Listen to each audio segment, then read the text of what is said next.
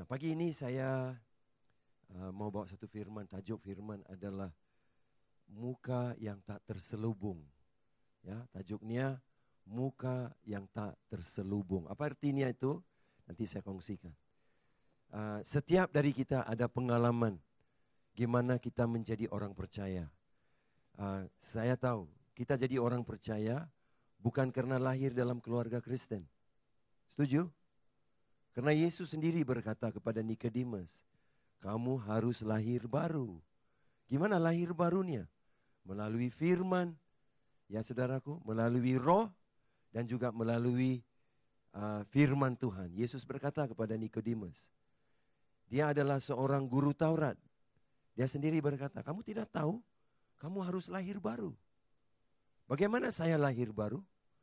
Saya lahir baru bukan karena saya bukan dari keluarga orang Kristen. Semua keluarga saya tidak percaya dengan Tuhan Yesus. Saya adalah orang pertama. Di dalam keluarga saya ada 7 orang anak dan 5 lelaki, 2 wanita dalam keluarga kami. Dan mak, bapak bukan orang Kristen. Tapi ketika umur saya 17 tahun, saya berpengalaman dengan firman Tuhan dan mengenal siapa Yesus sebenarnya. Saya seorang yang sangat kuat berpegang kepada apakah ajaran agama dari keluarga saya. Saya sendiri sering, mama saya sering berbicara dengan jiran-jiran dan berkata begini, anak saya ini, maksudnya saya, pasti satu hari mama saya berkata, akan jadi sami orang India, imam orang India. Sebab apa? Karena saya adalah seperti imam dalam rumah saya. Saya akan berdoa awal pagi, jam 6 pagi. Saya akan berdoa hampir 1 jam. Dan sebelah malam juga melakukan ibadah doa hampir 1 jam. Begitu kuat ibadah doa saya dan mencari Tuhan. Sehingga keluarga mama saya bangga dan berkata, anak saya pasti jadi imam di dalam bagi orang India. Wow, luar biasa. Begitu bangga saya waktu itu. Tetapi mama saya syok, terkejut bila dia mendengar bahwa saya jadi orang Kristen dan saya percaya dengan Yesus dan menjadikan Yesus sebagai juru selamat. Ketika keluarga saya membuat ibadah, kita juga berdoa dengan moyang, penyembahan kepada moyang dan nenek dan datuk kami semua. Kami ada penyembahan di rumah sekali setahun. Dan makanan disajikan di depan mereka. Dan mama saya akan suruh saya makan. Sembahyang, saya bilang, saya sudah percaya dengan Yesus. Saya tidak boleh. Wah, dimarahin terus, saudaraku. Ketika bapak saya meninggal, dia sakit, dia meninggal. Mengikut adat orang India. Saya sebagai anak yang paling bongsu, saya harus melakukan semua ibadah untuk memastikan pengkebumian bapak saya itu dilakukan dengan betul dan tepat mengikut adat istiadat orang India. Dan seharusnya saya sebagai anak yang paling bongsu harus melakukan semua acara itu. Waktu itu saya sudah jadi orang Kristen. Dan semua itu memerlukan saya untuk berdoa, untuk bersembahyang kepada bukan Tuhan Yesus. Jadi itu adalah satu keputusan yang sangat susah. Bapak saya sudah meninggal. Semua sedang menangis. Dan kedengaran ratapan di dalam rumah itu. Datang imam orang India dan dia berkata begini, masa sedang berlalu, kita harus mulakan ibadah kita. Cepat, mana anaknya yang paling bongsu itu? Mana anaknya yang paling bongsu? Cepat, kita harus bermula. Saya duduk di sana dan saya sedang berdoa, Tuhan, belalah bumi dan telanlah aku Tuhan. Kenapa? Karena aku tidak mau beritahu mereka, ya, saya akan buat semua ibadah itu. Karena itu tidak masuk jalur firman Tuhan. Mama saya sedang menangis, semua keluarga saya sedang duduk di sana berdoa. Saya tidak minta bumi dibelalah. Saya berdoa, Tuhan, saya mau memuliakan Engkau Tuhan. Karena Yesuslah yang saya cintai waktu ini. Dan tiba-tiba mama saya bicara dengan imam. Itu dia bilang, tidak perlu panggil anak saya yang paling bongsu, tidak perlu. Panggil yang anak yang lagi satu. Biar dia yang uruskan semua urusan-urusan doa. Dan saya duduk di sana, saya pikir, apa yang sudah jadi? Kenapa hati mama saya tiba-tiba bertukar? Karena pada berapa tahun, lebih kurang 13 tahun selepas pengalaman itu, mama saya juga percaya dan menerima Yesus sebagai Tuhan dan Juru Selamat dia. Amin. Tidak ada yang mustahil bagi Tuhan Yesus. Tidak ada yang mustahil. Kalau saudara hari ini adalah seorang ibu dan mengandung. Dan kalau ibu mengandung itu sangat kepingin mau makan KFC. Dia sangat rindu mau makan KFC. Sampai di KFC, anak di dalam kandungan ibu juga sangat rindu mau makan KFC. Dia tidak sabar. Dia terus keluar dan lahir di KFC. Pasti semua staf KFC akan datang dan bersuka cita karena ada kelahiran seorang anak kecil di dalam restoran mereka. Apa mereka akan cakap? Wah, manajer, pengurus restoran akan datang bilang, wah ayo foto-foto, selfie. Anak baru lahir. Mereka akan tidak cakap, ayam goreng anak itu. Karena lahir di KFC, mereka tidak akan cakap, wah ayam goreng. Karena lahir di KFC, kamu tetap manusia, saudara. Kamu bukan KFC, KFC. Ada cara lain sebut KFC. KFC. Kan? KFC. Nah, baru untuk punya pengalaman itu. Nah, artinya perkataan muka yang tak terselubung. Ini adalah khotbah yang agak susah. Tapi sangat berkesan untuk membantu kita mengalami kebangkitan. Bila dengar lagu rohani, tiada semangat itu. Dia lebih semangat, hatinya adalah perkara dunia saja. Adakah orang seperti itu? Mungkin kita perlu kebangkitan rohani pribadi dalam hidup kita. Saya mau kita mula dengan ayat yang pertama, yaitu bermula dari firman Kisah Para Rasul, pasal yang kedua. Dan saya mula dengan ayat 36 dulu. Ini bukan firman utama saya, tapi ini pengenalan untuk pengajaran saya dulu. Sama-sama boleh kita bacakan Kristus.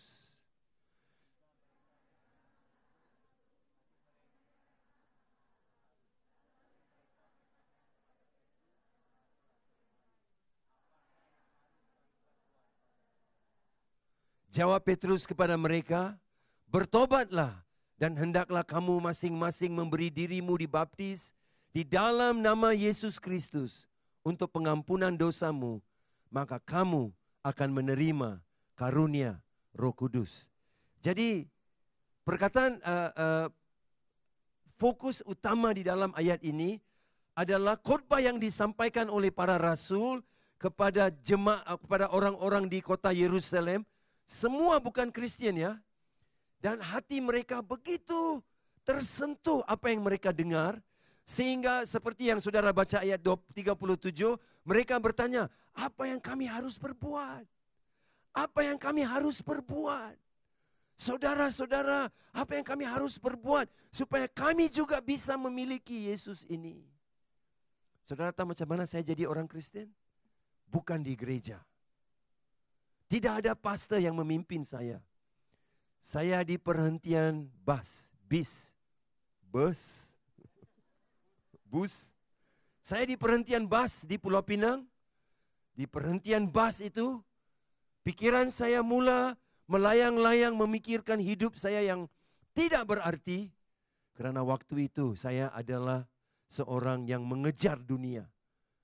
Saya sering di disko-disko, di klub malam. Saya berfoya-foya hidup saya.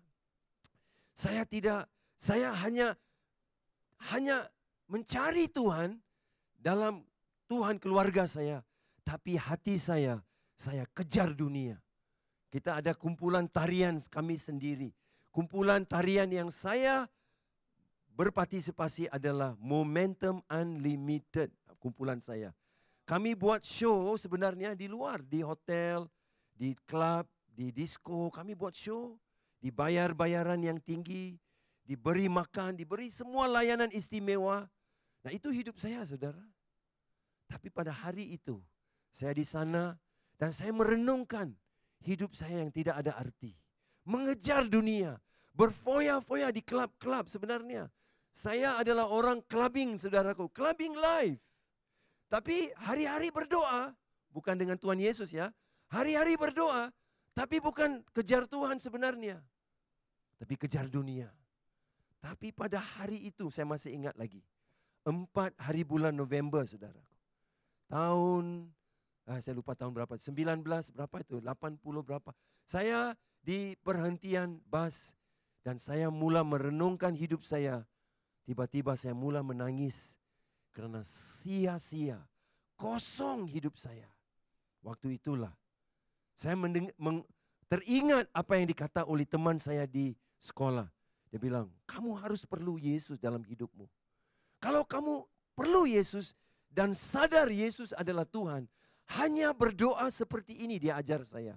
Tuhan Yesus, saya perlukan Engkau. Itu yang diajar saya berdoa. Ketika itu saya berdoa seperti itu. Saudara tahu, orang yang mengajar saya adalah teman sekolah, sama sekolah dengan saya. Hari Minggu yang lalu, saya tidak ada di sini. Saya sebenarnya berkhotbah di dalam gereja yang dia juga salah seorang pastor di gereja itu sekarang. Dan saya berkhotbah di gereja orang yang mengongsi kepada saya tentang Yesus. Di akhir ibadah selepas saya sudah habis, senior pastor menyuruh dia doakan untuk saya. Ketika dia berdoa, dia mula menangis. Karena dia berkata, orang inilah yang saya injili dulu. Orang inilah orang duniawi dulu. Tapi hari ini Tuhan ubah hidup dia. Sekarang dia datang ke gereja saya. Dia memberkati saya. Dia memberkati anak-anak saya. Dia memberkati keluarga saya. Dan dia memberkati gereja saya. Wow, luar biasa kan Tuhan. Orang yang menginjili saya. Sekarang saya kembali ke gereja dia dan memberkati dia. Puji Tuhan saudara. Itu hanya Tuhan Yesus yang bisa lakukan itu. Amin. Nah saudara, ketika saya mengerti bahwa saya adalah orang dunia dan perlu saya seperti orang-orang dalam cerita ini. Apa yang kami harus buat? Apa yang kami harus buat? Coba saudara lihat. Yang ditinggikan di dalam firman ini adalah Tuhan Yesus. Yang ditinggikan di dalam firman ini adalah Yesus. Ini yang penting. Kalau kamu Kristen dan kamu hilang arti siapa Yesus dalam hidup saudara, berarti ada selubung yang menutupi mata saudara. Dan kamu hanya akan menjadi Kristen kulit. Dan kamu akan hanya kejar dunia. 2 jam seminggu di gereja, itu yang paling banyak. Sepanjang minggu saudaraku, kamu, pikiran, emosi, dan semua nafsu saudara adalah hanya untuk dunia. Selagi Yesus tidak menjadi pribadi kekasih jiwa saudara, saudara akan mengejar dunia pasti. Kenapa? Karena Yesuslah yang akan mengubah semua paradigma dan pola pemikiran saudara. Kita masuk kepada firman utama kita hari ini, 2 Korintus pasal 3 dan bermula dari ayat 8. Betapa lebih besarnya lagi kemuliaan yang menyertai pelayanan roh. Berarti kita semua ada Roh Kudus. Dan karena Roh Kudus melayani kita, pelayanan itu berkatnya besar dalam hidup kita. Ayat 9. Sebab jika pelayanan yang memimpin kepada penghukuman itu mulia. Apakah pelayanan penghukuman? Siapa tahu apakah itu pelayanan penghukuman? Pelayanan penghukuman adalah perjanjian lama. Kenapakah ia sebut pelayanan penghukuman? Karena saudara, di dalam perjanjian lama, kita diberi Taurat. 10 Taurat Musa diberi kepada kita. Kalau saudara tidak pegang 1 Taurat, kamu gagal semuanya. Kau boleh pegang 9 Taurat, tapi kau melanggar 1 daripada 10. Tapi pegang 9, tapi melanggar 1. Saudara sudah melanggar semua. Tidak ada bilang, oh aku sudah pegang 9. Pak, aku sudah pegang 9. Orang ini pegang 1, langgar 9 Pak. Saya langgar 1, pegang 9. Kedua-duanya pun tidak boleh berbangga. Karena kalau kita langgar 1, langgar semua. Ada amin, saudara? Jadi dia bilang begini, itu berarti kalau kau langgar 1, kau sebenarnya siap untuk berdepan dengan penghukuman Allah. Karena cara Allah berhubung dengan kita di dalam perjanjian lama adalah mengikut Taurat. Kau lakukan Taurat, kau diberkati. Kau langgar Taurat, kau tidak diberkati. Sebab itu dia bilang begini, jika pelayanan yang memimpin kepada penghukuman itu ada kemuliaannya, betapa lebih mulianya lagi pelayanan yang memimpin kepada pembenaran. Berarti kamu dijadikan Tuhan sebagai orang benar melalui Yesus Kristus. Sekarang kamu orang benar. Bukan karena kamu buat perkara benar, tapi karena Yesus buat semua yang benar di kayu salib untuk kamu, kamu jadi orang benar. Wow! Saya maulah. Saya suka ini. Sebab itu firman Tuhan bilang, betapa lebih mulianya lagi pelayanan yang memimpin kita kepada pembenaran. Oke, hari ini siapakah orang-orang benar di dalam gereja ini? Boleh saya lihat orang benar? Ada 12 orang benar saja di gereja ini. Yang lain semua tak pasti atau bingung atau pikir, Pastor, kau tidak tahu apa aku bikin semalam. Sudah menjadikan aku tidak benar lagi. Wah, saudara, dengar ini. Paulus berkata begini dalam Roma 5:19. Karena pelanggaran atau dosa satu orang, kita semua menjadi orang berdosa. Siapa satu orang itu? Adam. Tetapi ketaatan satu orang menjadikan kita semua orang benar. Siapa satu orang yang taat itu di kayu salib? Sekali lagi ya. Oleh pelanggaran satu orang, kita semua menjadi orang berdosa. Tetapi oleh ketaatan satu orang, Yesus, kita semua jadi orang. Adakah Yesus taat di kayu salib? Sempurna ketaatannya? Roma 5:19 berkata apa? Kita semua menjadi orang. Haleluya. Berarti kebenaran kamu tidak bergantung kepada apa kamu buat, tapi apa Yesus buat. Sekali lagi, Roma 5:19 berkata, ketidaktaatan satu orang. Adam punya dosa menjadikan kita semua orang berdosa. Adil tak adil? Tidak adil lah. Saya tunggu, satu hari saya pergi cari si Adam di surga nanti. Saya bilang, binawe kau bikin kami semua susah. Karena kau tidak setia. Tuhan bilang jangan makan buah durian itu kau makan.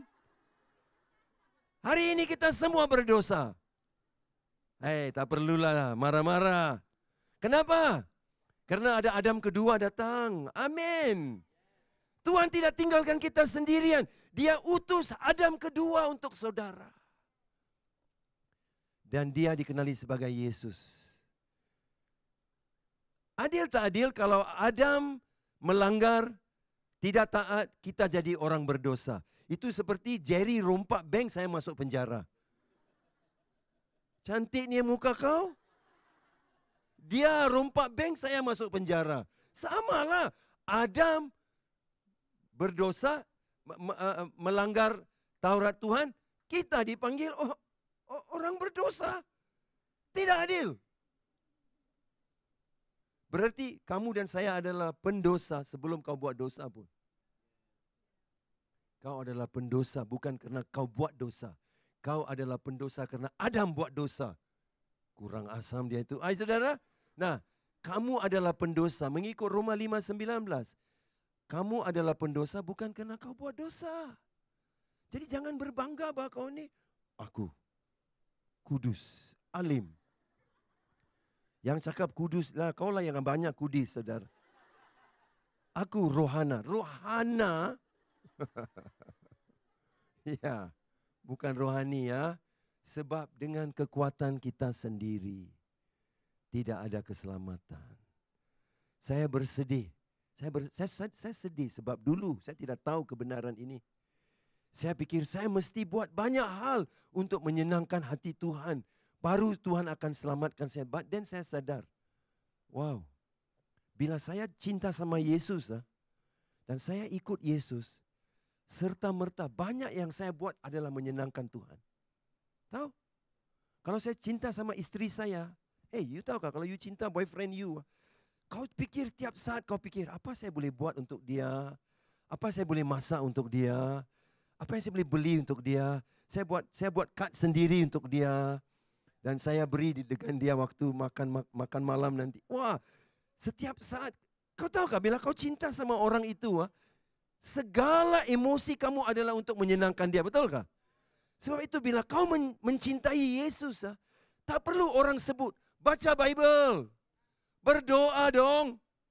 Puasa ada puasa kah? 7 hari lalu ada berpuasa kah? Macam tidak puasa saja semua?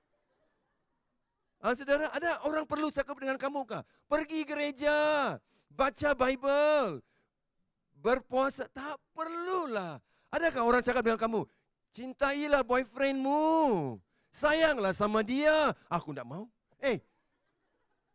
Lebih baik putus cintalah dari orang itu. Buat apa kau buang masa? Mana ada orang bagi tahu macam itu? You meluap-luaplah emosi kamu mau mencintai dia. Saudara, 30 tahun saya sudah menikah. Pastor RC berapa tahun? 20 tahun. Lama juga itu. Saya 30 tahun menikah, tahu. Puji Tuhan. Saya selalu pikir apa yang saya mau buat untuk menjadikan istri saya dihormati, disayangi, disanjungi di dalam hidup saya selalu. Tahukah saudaraku, tak ada orang, mertua saya tidak perlu taruh pistol di sini. Kau sayang sama anak saya kah? Ada bu. Tak perlulah. Adakah mertua perlu buat macam itu? Sudah cakap I love you kah? Sudah bu, sudah. Sudah bu. Tolong sikit. Cinta itu meluaplah. Bangun pagi-pagi sudah bilang, good morning darling. Mana? Tak perlu disuruh. Tak perlu disuruh. Sama seperti itu, bila you cinta sama Yesus, tak perlu orang suruh-suruh you buat semua itu. Semua akan lahir kerana dia kekasih jiwamu. Amin, saudara. Tapi kalau perasaan dan kehendak itu tidak ada dalam hati kita, kita harus periksa kenapa tidak ada. Mungkin kita masih lagi terikut-ikut dengan Taurat yang lama yang menjadikan kita takut, penuh dengan penghukuman. Kau tidak baca Bible. Penghukuman. Alkitab bilang kalau yang ada penghukuman itu ada kemuliaannya, apalagi pelayanan yang memimpin kita kepada pembenaran, lebih besar kemuliaannya itu, saudara. Kamu diberkati. Adam berdosa, kita menjadi pendosa, tidak adil. Puji Tuhan, ayat yang sama berkata, Yesus taat di kayu salib, menjadikan kita orang benar. Haleluya. Tanpa kita buat sesuatu yang benar, menjadikan kita orang benar. So berarti dengar sini, kalaupun selepas ini, minggu depan, bulan depan, tahun depan, 500 tahun yang dari sekarang, kalaupun kau bukan kerana mau berdosa, tapi dalam kelemahan manusiawimu kau jatuh dalam dosa, kau tetap orang benar. Why? Kerana kau tidak jadi benar kerana kau buat benar. Kau jadi benar kerana Yesus buat benar. Sebab itu, kebenaran adalah satu anugerah dari Tuhan. Amin, saudara. Siapa di sini tiap tahun Christmas kamu dapat kado? Siapa dapat kado? Ada kado kan? Satu orang saja. Aduh Tuhan, miskinnya gereja gue ini. Pastor, apa kau orang sudah buat? Pemimpin utama gereja, jemaat tak dapat kado satu orang pun. Hanya Veronica satu orang saja dapat kado. Kasihan bak orang ni. Saya dapat. Tapi bukan kerana saya anak yang baik. Bukan. Saya dapat kado kerana orang mencintai saya. Orang menghormati saya. Orang mau memberkati saya. Bukan kerana saya baik. Sama seperti itu. Kamu tidak jadi benar kerana kamu buat benar. Kamu jadi benar kerana Yesus buat benar. Nah, itu anugerah kamu dalam Kristus. Lain daripada semua yang berkata, kamu mesti buat ini, buat itu, baru kau boleh masuk surga. Syukur kepada Tuhan yang luar biasa. Iman yang kita ada dalam Kristus sangat berbeda, saudara. Jangan ikut apa-apa orang cakap di luar sana. Kamu mesti buat ini berapa kali, ini berapa kali, ini berapa kali, ini berapa kali, baru kau mendapat sesuatu yang diberkati dari Tuhan. Syukur, saudaraku. Kita punya berkat, kita punya pahala. Semua sudah dilimpahkan di dalam Yesus Kristus buat saudara. Dan kau diberkati di dalam Tuhan Yesus Kristus. Dan kamu hari ini diberkati karena Kristus. Aku diberkati. Apa kau menyanyi itu? Kenapa kau diberkati? Kenapa kau beli perfume baru minggu ini? Cantiknya kau. Halo, kenapa kau beli baju baru hari ini? Saya tahu. Karena baru kau bleach rambut kau, bleach 3 kali. Bleach 3 kali, 150 darab 3, 450, dye 1 kali, dye 2 kali, 800 ringgit semua. Dan kamu rasa seperti, aku diberkati. Cukup. Rambut kau tidak akan bawa kau masuk ke surga. Hanya juru selamat kau yang mengasihi kau bawa kamu ke surga. Nah, oke, dengar sini, saya habiskan. Sebenarnya apa yang dahulu dianggap mulia, jika dibandingkan dengan kemuliaan yang mengatasi segala sesuatu ini, sama sekali tidak mempunyai arti. Yang baru artinya jauh lebih hebat daripada yang lama. Sebab jika yang pudar itu disertai dengan kemuliaan, betapa lebihnya lagi yang tidak pudar itu disertai kemuliaan. Apa itu pudar-pudar itu? Nanti saya tunjuk. Tetapi pikiran mereka telah menjadi tumpul sebab sampai pada hari ini selubung itu masih tetap menyelubungi mereka. Jika mereka membaca perjanjian lama itu tanpa disingkapkan, kerana hanya Kristus sahaja yang dapat menyingkapkannya. Bahkan sampai pada hari ini, setiap kali mereka membaca kitab Musa, ada selubung yang menutupi hati mereka. Nah, dengar sini ya, dia cakap tadi tentang perkataan pudar. Ingatkah ketika Musa turun, dengar ya, semua dengar sini, ini sangat penting dan membebaskan kamu dalam iman kamu. Ketika Musa turun daripada Gunung Sinai, mukanya berseri-seri sehingga orang takut melihat muka dia. Dan Musa pun menutupi muka dengan satu selubung. Kenapa? Karena selubung itu dia pakai karena Musa tidak mau mereka tahu bahwa kemuliaan di mukanya sedang pudar. Dia pudar, akhirnya hilang semua. Musa tidak mau mereka lihat itu sudah pudar. Dia tutup. Supaya mereka tidak lihat dia sudah pudar. Itulah gambaran perjanjian lama. Kemuliaannya sudah pudar. Puji Tuhan untuk perjanjian baru. Ada kemuliaannya yang menjadi makin gemilang, makin terang, makin mulia. Amin. Itu artinya. Nah, dia bilang begini. Dia bilang ayat 14. Ada orang Kristen hari ini pikirannya sudah tumpul. Kenapa tumpul? Sebab sampai pada hari ini selubung yang dipakai Musa itu untuk menutupi kemuliaannya yang pudar itu, seperti itu kita juga ada selubung yang menutupi kita. Setiap kali kita membaca perjanjian lama, seperti kita tidak paham. Dia bilang selubung itu masih tetap menyelubungi mereka jika mereka membaca perjanjian lama itu tanpa disingkapkan. Apa itu arti singkapkan, saudaraku? Berarti saudaraku, hanya Kristus yang dapat menyingkapkannya. Berarti Kristus yang dapat memberi pengertiannya. Kalau you baca Bible, contoh saya bagi, kita teruskan dulu baru saya jelaskan. Tetapi apabila hati seorang berbalik kepada Tuhan, maka selubung itu diambil daripadanya. Sebab Tuhan adalah roh, di mana ada roh Allah di situ ada kemerdekaan. Dan kita semua mencerminkan kemuliaan Tuhan dengan muka yang karena kemuliaan itu datang dari Tuhan yang adalah roh, maka kita diubah menjadi serupa dengan gambarnya dalam kemuliaan yang semakin besar. Oke, saya jelaskan kepada saudara. Sekali lagi ayat 14. Sebab sampai pada hari ini, selubung itu masih tetap menyelubungi mereka. Jika mereka membaca perjanjian lama tanpa disingkapkan, kerana hanya Kristus saja yang dapat menyingkapkannya. Setiap hari Minggu ada banyak orang Kristian datang ke gereja, duduk dan dengar pembacaan firman. Dan dia pulang ke rumah, ada selubung yang menutupi hati dia. Kerana dia tidak paham. Alkitab bilang, ketika mereka mengerti siapa Yesus, hanya Yesus yang boleh menyingkapkan kebenaran itu. Contoh, saya bagi gambar ini. Ingatkah cerita ini dalam kisah Keluaran 12:13? Tuhan memerintahkan umat Israel bilang, taruh darah di pintu supaya malaikat maut tidak dapat datang dan membunuh anak-anak sulung kamu itu. Ingat kan masa Paskah?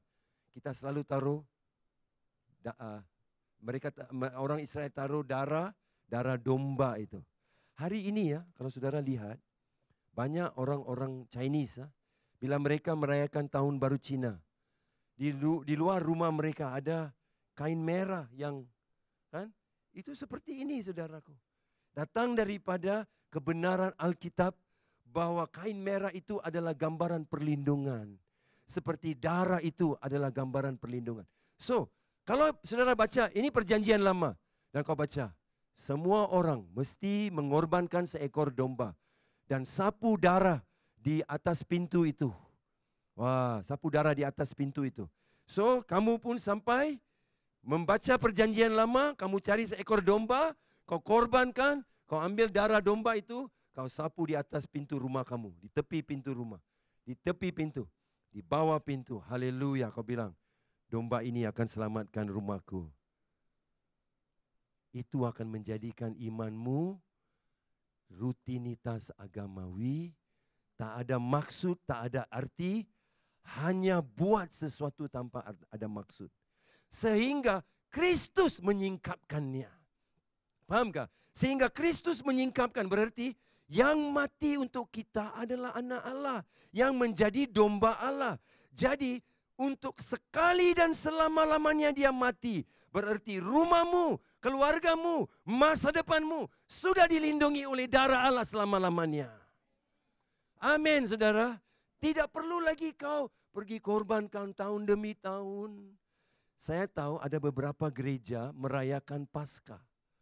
Cara mereka rayakan hari raya Paskah adalah seperti cara orang Yahudi rayakan. Ada roti, ada sayur, masam. Saudaraku, ada domba yang dibakar. Mereka rayakan seperti itu. Saya bilang dengan mereka, tak salah. Janji kau mesti singkapkan semuanya di dalam Kristus. Semua itu mesti ada maksud Kristus. Kalau tidak, ia hanya bayang-bayang sahaja.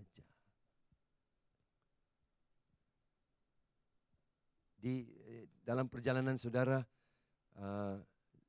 mungkin akan lihat perkataan ini. Nasi Padang, 2 kilometer. Jadi sekarang makanan Indonesia sangat banyak di Pulau Pinang. Woi, di mana-mana ada makanan Indonesia lah. Orang Sabah, adakah sinalau bakas di sini? Adakah? Nyucap. Saya dengar sudah tidak ada bakas, sudah tidak ada di Sabah. Bakas itu babi hutan, sudah tidak ada. Ada sinalau vosok saja ada itu.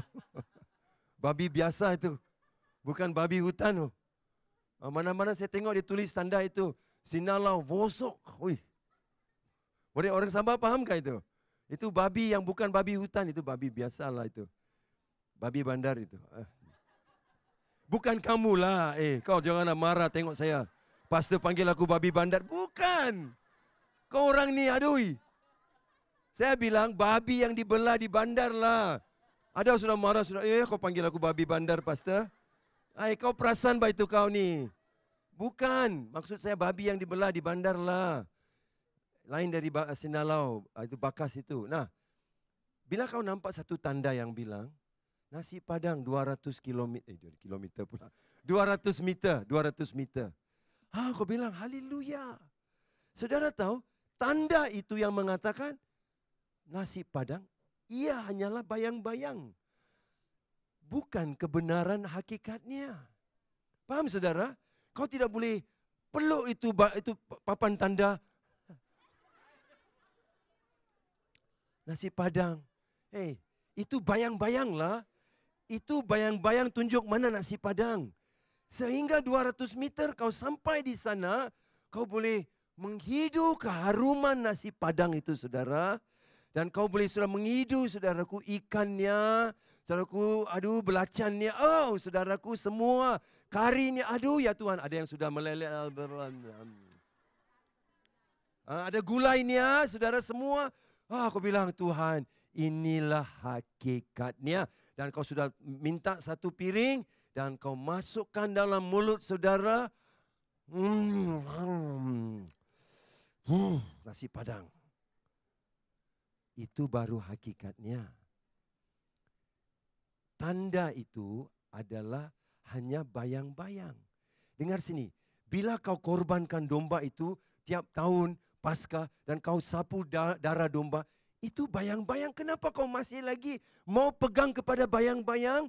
Padahal hakikatnya Yesus Kristus sudah mati dan dia sudah memberi perlindungan buat kita selama-lamanya di kayu salib buat saudara. Kita merayakan kemenangan dia sahaja. Kita sudah meraut kemenangan itu. Kita sudah menerima kemenangan dan kita hanya berterima kasih kepada kemenangan. Tidak perlu kita berusaha lagi. Itu artinya selagi orang membaca perjanjian lama, ada selubung yang menutupi mereka. Mereka tidak paham. Mereka baca apa ini? Tidak paham. Kerana mereka tidak baca, Yesuslah yang menyingkapkan kebenaran itu. Contoh gambar yang ini. Saudara ingat? Gambar ini Musa berkata, tengoklah ular tembaga itu. Orang Israel berdosa. Dan Tuhan perintahkan ular keluar dari padang gurun. Dan menggigit semua orang. Worship team boleh maju. Keyboardist boleh maju.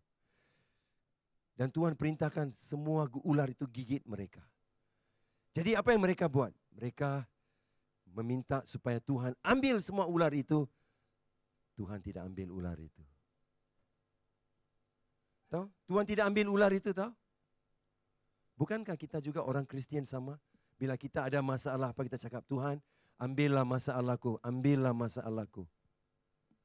Tapi kau sadar Tuhan tidak ambil masalah kau. Tuhan, ambillah orang ini. Saya tak suka orang ini. Tuhan, ambillah pribadi ini. Tuhan, bagi dia promosi jauh-jauh di kutub utara, Tuhan. Supervisor saya, Tuhan, dia orangnya, ya Tuhan. Mirip banget sih dengan iblis itu, Tuhan. Biarlah, tapi Tuhan, saya ini anak Tuhan. Saya tidak boleh doakan yang jahat. Tapi aku doain buat supervisorku. Biar dia diberkati dengan kerja yang baru, yang luar biasa, dan gaji yang lumayan di kutub utara, Tuhan. Haleluya. Adakah kau berdoa macam itu? Saya pernah berdoa begitu. Untuk pastor saya. Saudara. Nah, ada orang kau tak suka, tapi Tuhan tak ambil orang itu dari hidup kamu. Itu kenapa? Sebab Tuhan tak kerja macam itu. You ingat Tuhan ini siapa? Orang suruhan kita kah, saudara? Apa kita suruh dia buat? Tuhan, aku tidak suka boyfriend ni. Kasih yang baru tolong. Kepala otak kau. Kau boleh minta-minta sesuka. Saudara, dia bukan orang suruhan kita. Jangan marah kenapa dia tidak ambil masalah you. Sebab itu banyak orang bila dia berdoa dengan masalah dia tidak hilang, dia kecewa. Kerana mata dia masih diselubungi. Tapi dengar sini, hanya Kristus yang boleh singkapkan kebenaran itu. Macam mana? Dengar sini ya. Tuhan bilang dengan Musa, aku tidak ambil ular itu, ular masih ada di sini. Tapi suruh umatku memandang kepada ular tembaga yang akan ditinggikan oleh kamu di atas satu palang. Jadi bila mereka digigit ular, mereka boleh teriak macam ini. Hayo gila punya ular ini. Pui jahatnya. Apa ini? Apa ini pastor kita ni? Pastor Musa tidak buat apapun. Mereka komplain terus mati. Kerana mereka lihat gigitan ular. Tapi Musa bilang, barang siapa yang digigit ular, harus cepat-cepat lihat kepada ular tembaga di atas tiang ini. Jadi mereka digigit, mereka tengok ular tembaga. Sembuh, sembuh. Wow, dipulihkan. Haleluya, dipulihkan. Tapi dengar sini. Ular tembaga itu adalah gambaran Tuhan Yesus Kristus. Bila kau dipenuhi dengan permasalahan, apa kamu buat? Komplain tidak. Kau memandang kepada salib Yesus yang menjadi kemenanganmu. Hanya Kristuslah yang boleh menyingkapkan kebenaran itu. Jadi pada waktu Kristus menyingkapkan kebenaran, selubung di hatimu tidak ada lagi. Dan kamu mula melihat kebenaran. Dan kamu berkata, iya, masalahku tidak diubah. Bosku, supervisorku tetap ada di sana.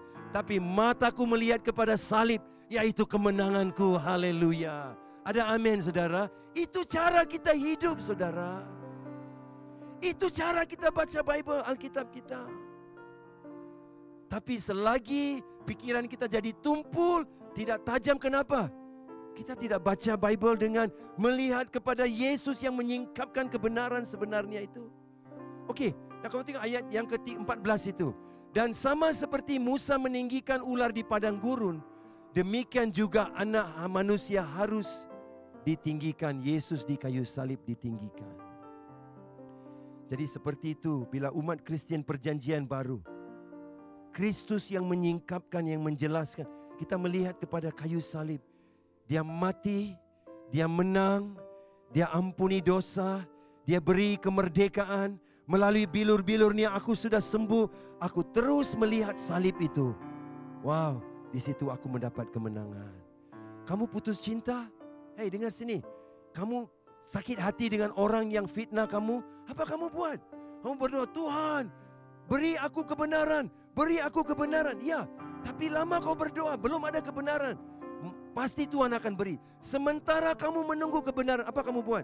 Kamu terus melihat kemenangan Tuhanmu di kayu salib. Dia sudah menang, dia sudah bangkit. Dan di kayu salib dia berkata, sudah selesai. Haleluya. Kebenaranmu sudah selesai. Aku sudah uruskan. Apa fitnah kamu itu dan penipuan orang terhadap kamu sudah selesai. Aku sudah bereskan untuk kamu. Boyfriend kamu tinggalkan kamu, putus cinta, putus sesuatu perhubungan, sudah selesai. Semua keperluan kamu sudah kubekalkan sepenuhnya di kayu salib. Itu cara kita hidup, saudara. Kalau tidak kan, kita akan diselubungi sesuatu hati kita. Kita selalu tak paham dan selalu marah dengan Tuhan. Marah dengan Tuhan. Oke, sekarang saya jelaskan. Kalau ular itulah yang gigit mereka dan masalah mereka. Kenapa tengok ular itu? Kalau boyfriend kamu tinggalkan kamu dan dia lari dengan best friend kamu, katakan. Dengan best friend kamu, lari dengan dia. Adakah kau ambil foto boyfriend kamu dan katakan, sayang, aku tahu kau lari dengan dia. Tapi tolong, kembalilah kepadaku. Masih kamu cakap dengan dia? Kalau saya sudah gunting foto dia ke 1000 cebisan kecil, sudah bakar dia, campur dalam air, dan terus minum. Tujuan saya minum, karena saya mau dia masuk ke tempat yang telah dihususkan. Yang dihususkan di tempat-tempat yang saudara tahu di mana. Itu sebab saya bakar dan minum di air itu. Ular inilah yang gigit. Kenapa mau tengok ular itu? Jangan lupa, dia ular tembaga. Tembaga dalam Alkitab adalah yang dihakimi. Yang dihakimi berarti ular, masalah kamu sudah dihakimi. Haleluya. Jadi kalau kau tengok ular itu kau sembuh. Hari ini Yesus di kayu salib, dialah yang menjadi tembaga yang telah dihakimi untuk kita semua. Haleluya. Jadi tiap kali kita melihat dia yang dihakimi. Dia dihakimi. Aku hilang boyfriend, tapi dia dihakimi. Aku sakit, dia dihakimi. Lebih aku melihat dia yang dihakimi. Haleluya. Aku mendapat kemenangan di dalam dia, saudaraku. Aku mendapat kemenangan. Anak Tuhan, jangan hidup macam orang dalam perjanjian lama yang tidak ada pengharapan ini. kita orang dalam perjanjian baru. Kalau di dalam kemuliaan yang lama, dalam perjanjian lama yang mengatakan penghukuman, ada kemuliaannya, apalagi kemuliaan yang lebih besar bagi mereka yang telah mengenal jalan kebenaran di dalam Tuhan. Berapa orang benar yang ada di sini pagi hari ini? Lambaikan tangan. Wow, haleluya. Saya tengok, semua sudah angkat tangan. Beri kemuliaan bagi Tuhan Yesus yang menjadikan kita orang benar. Mari bangkit berdiri bersama. Haleluya, haleluya. Thank you Lord, kami menyembah-Mu Yesus.